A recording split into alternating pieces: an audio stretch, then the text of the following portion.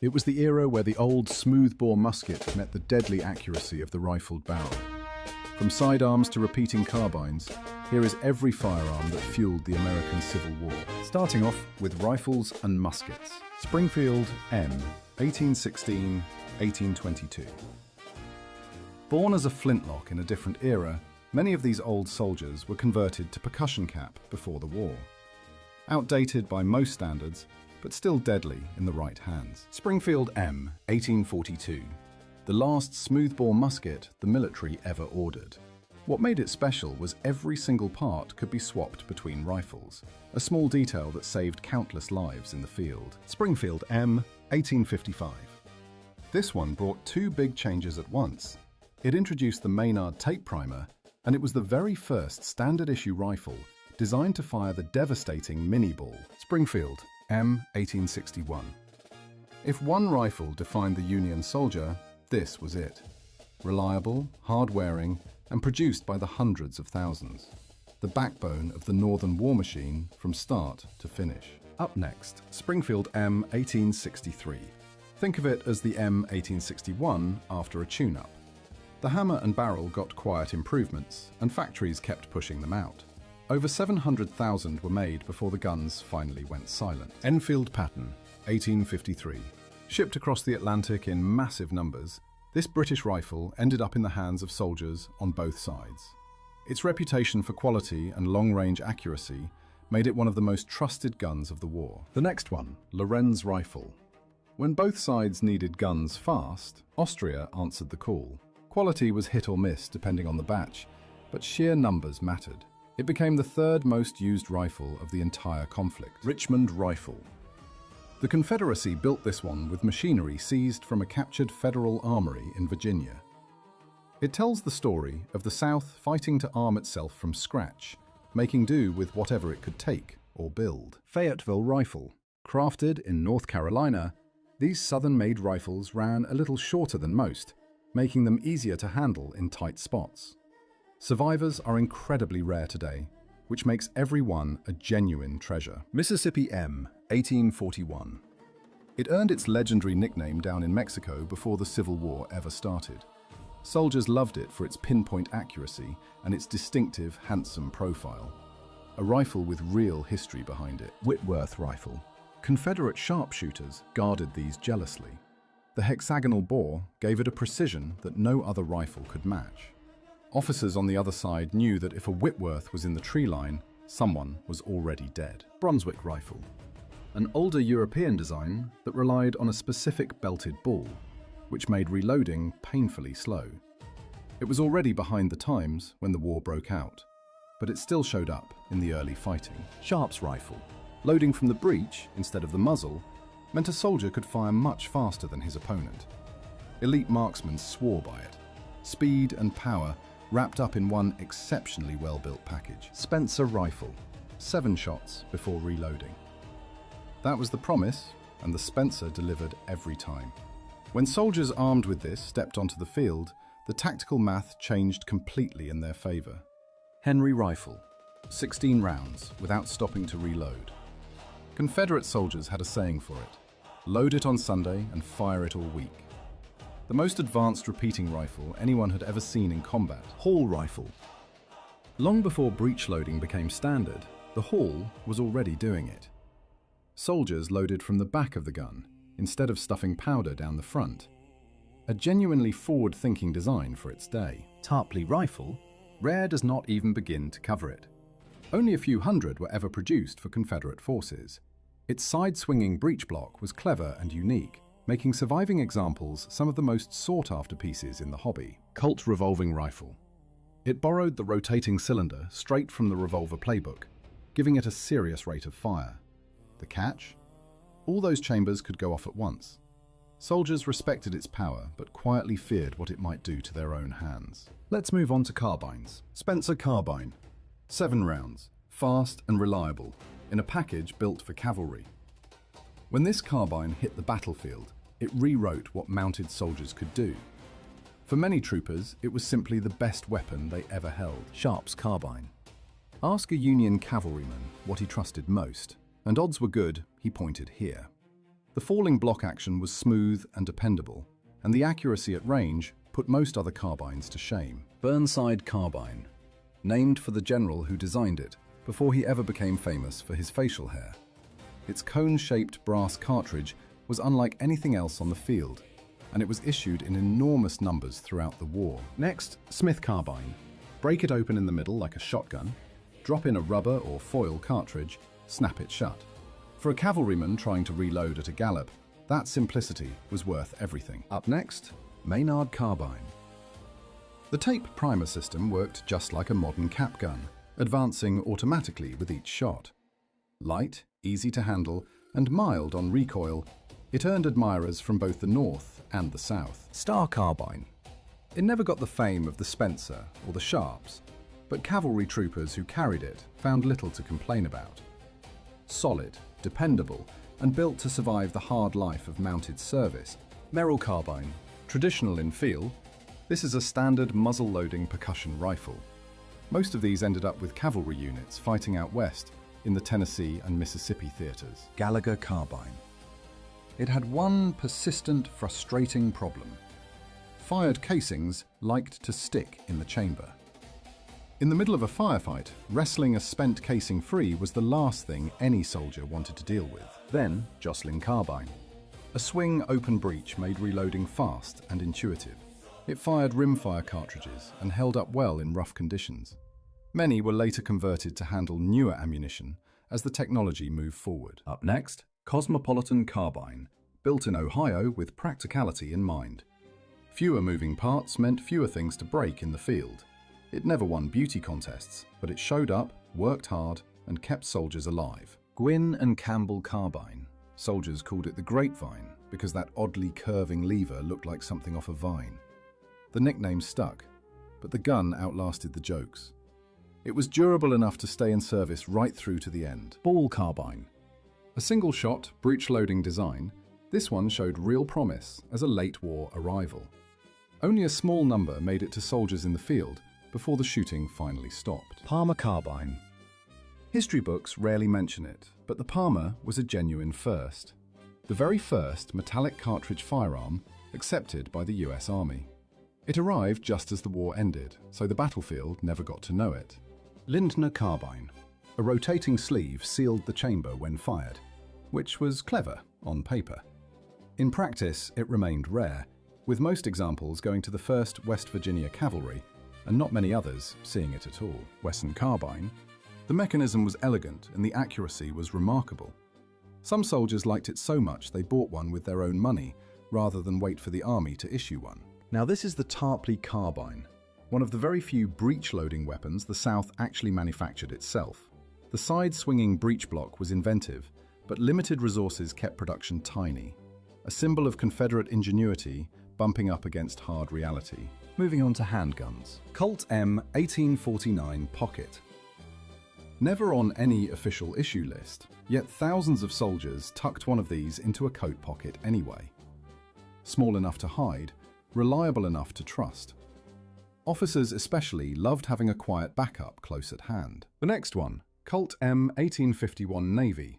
Lawmen, outlaws, generals, and enlisted men all wanted one of these. The 36 caliber round hit hard, the balance felt perfect, and the look was unmistakable. Few weapons became as synonymous with an entire era as this one. Colt M 1860 Army. The Union cavalry's go-to sidearm packed a 44 caliber punch into a frame lighter than anything that came before it. More than 100,000 were produced during the war years alone. Up next, Colt Dragoon. This one was a holdover from the frontier days, and its weight showed it. So heavy it rode in saddle holsters rather than a belt. The power was undeniable, but on foot it felt like carrying a small anvil. Remington M 1858 Army. That solid top strap across the frame made it noticeably stronger than the open-top Colts. It could take a beating and keep firing. It was a reliable sidearm, though reloading required the time-consuming process of reloading individual chambers. Remington Navy. The smaller, lighter sibling to the Army model. Same rugged, solid frame, same dependable reputation, just chambered in 36 caliber. Sailors and soldiers alike found a lot to like about this one. Star revolver. While most revolvers needed a deliberate cock before each shot, the Star's double action let the trigger do all the work. Complex to build, but fast in a fight. The Union ranked it third in total revolvers purchased. Up next, Lamate revolver, 9 revolver chambers arranged around a secondary shotgun barrel hidden underneath. Confederate officers adored it because when things got desperate, that shotgun barrel changed the conversation entirely. Nothing else offered that kind of firepower in one hand. Next, Kerr revolver. Smuggled through the Union naval blockade from Britain, this revolver had a rugged internal lock that almost never failed. Most ended up with Confederate cavalry, where its reliability made it a trusted companion in a hard war. Tranter revolver. Another import from Britain, this one prized for its smooth trigger and beautiful craftsmanship. Officers who could afford to choose their own sidearm often chose this one. It felt like a quality instrument in every sense. Beaumont Adams revolver. British engineers cracked the double-action puzzle years before most American makers did. Pull the trigger, and it cocked and fired in one motion. That extra speed in a close-range scrap was worth a great deal. Next, Spiller and Burr revolver.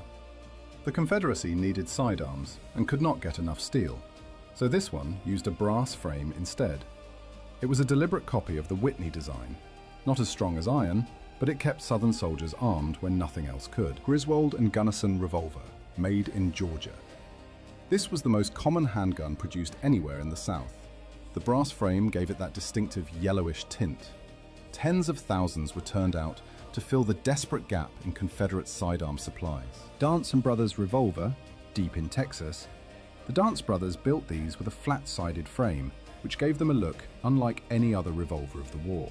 Rugged and straightforward, just like the men who carried them. Then, Whitney revolver. That closed-top frame made it tougher than many of its competitors.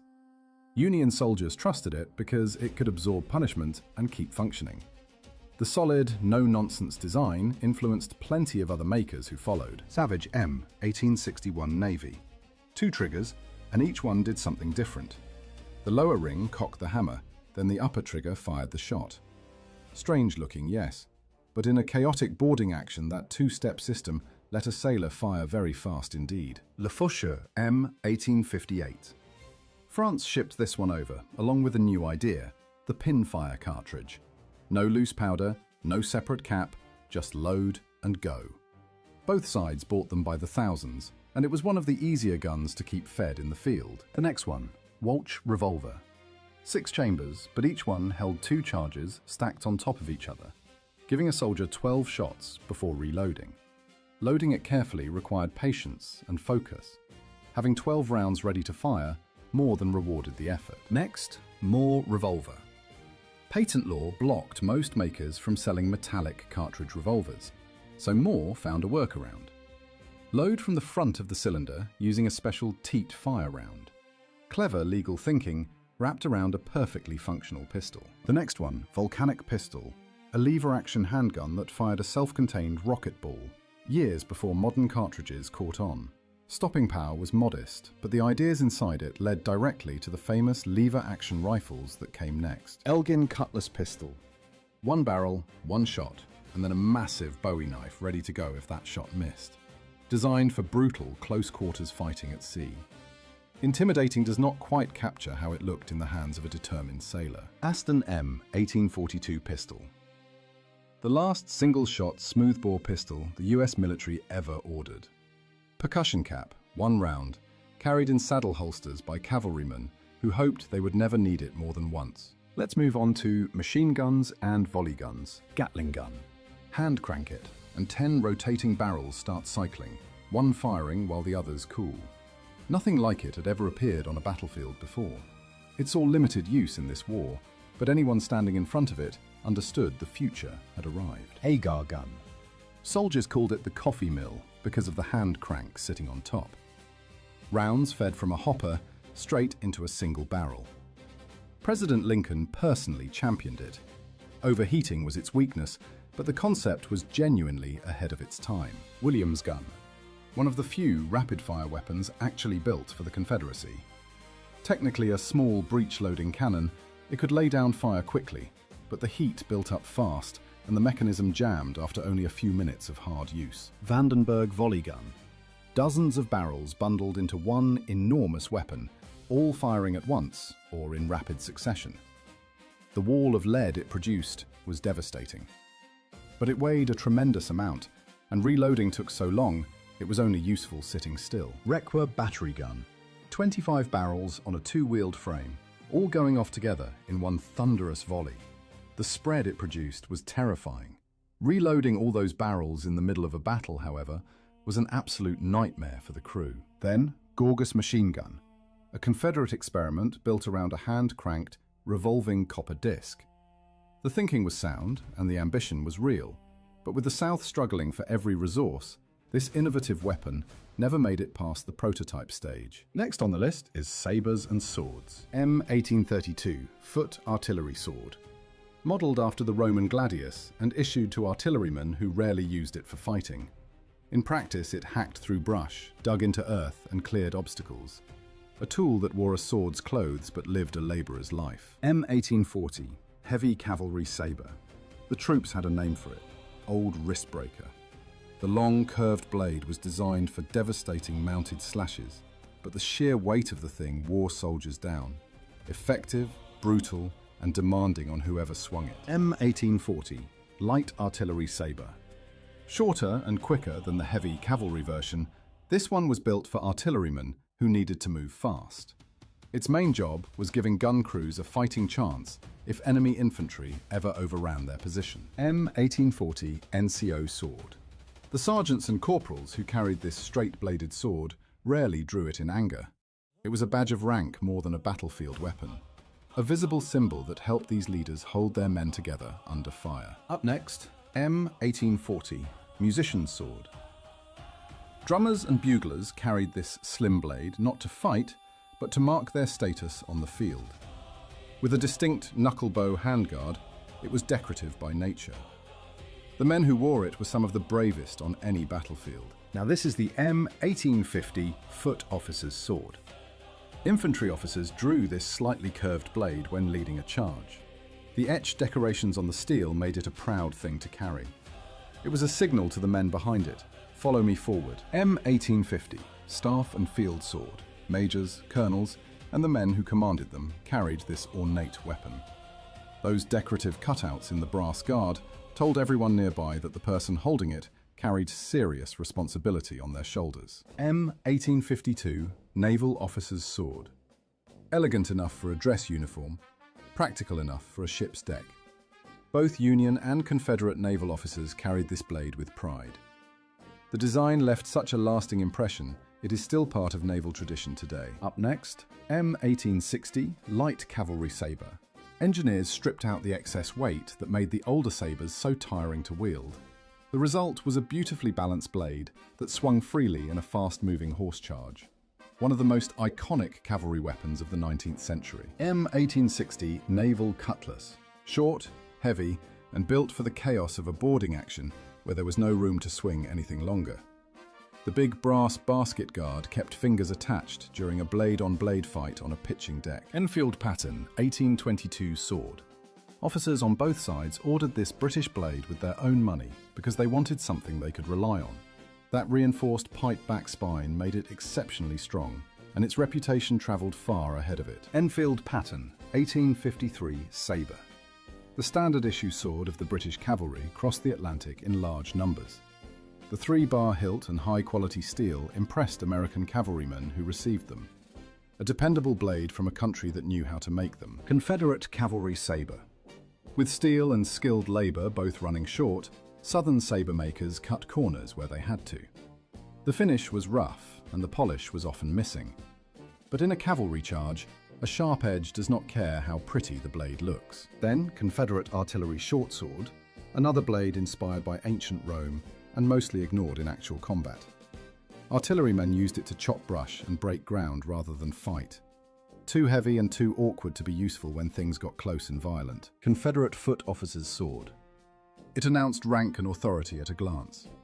The slight curve in the blade handled both cutting and thrusting duties. Quality ranged widely depending on who made it and what materials were available that particular week in the South. Continuing with bayonets. M1841 saber bayonet. Designed specifically for the Mississippi rifle, This massive blade could stand alone as a short sword when needed. Attaching it to the muzzle added impressive reach, but shifted the weight forward and made accurate aiming a real struggle. M1842 socket bayonet. A simple triangular spike slipped over the muzzle of a smoothbore musket. Soldiers advancing with these fixed sent a clear message. The three-sided shape was no accident. Wounds it left behind were notoriously difficult to close. M1855 saber bayonet. That long, recurved blade gave infantrymen with shorter rifles some extra reach in a push. It looked formidable on the end of a gun. The trade-off was a front-heavy weapon that tired the arms and fought back against steady aim. M1855 socket bayonet. The standard attachment for the Springfield rifle. A locking ring kept it from rattling loose at the worst possible moment. Nothing fancy, nothing complicated, just reliable steel that added lethal reach when the ammunition ran dry. Up next, M1861 saber bayonet. Navy crews and specialized infantry units carried this long, heavy blade into action. It was substantial enough to function as a short sword on its own, giving sailors a fighting option long after a single shot pistol had been spent. P1853 socket bayonet. Made to fit the famous Enfield rifle, this British import locked on tight and held firm under hard use. Both sides brought thousands of these over throughout the war. A trustworthy piece of steel with a solid reputation on 2 continents. Sharp's saber bayonet. The elegant curve gave this long blade a graceful look that stood apart from plainer designs. It paired with the famous breech-loading rifle shown above it. Many soldiers quietly preferred the lighter alternatives because lugging this one around all day took a real toll. Spencer socket bayonet. Attach a traditional spike bayonet to the most advanced repeating rifle on the battlefield, and you covered every distance. When the last round in the magazine was gone, cold steel was still ready. A practical insurance policy for the modern soldier. Lorenz socket bayonet. Imported from Austria along with the rifle it was made for. That distinctive helical slot twisted onto the barrel and locked it securely in place.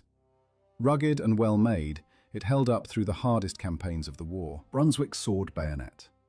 A heavy European blade with a brass handle that looked like it belonged in a different century.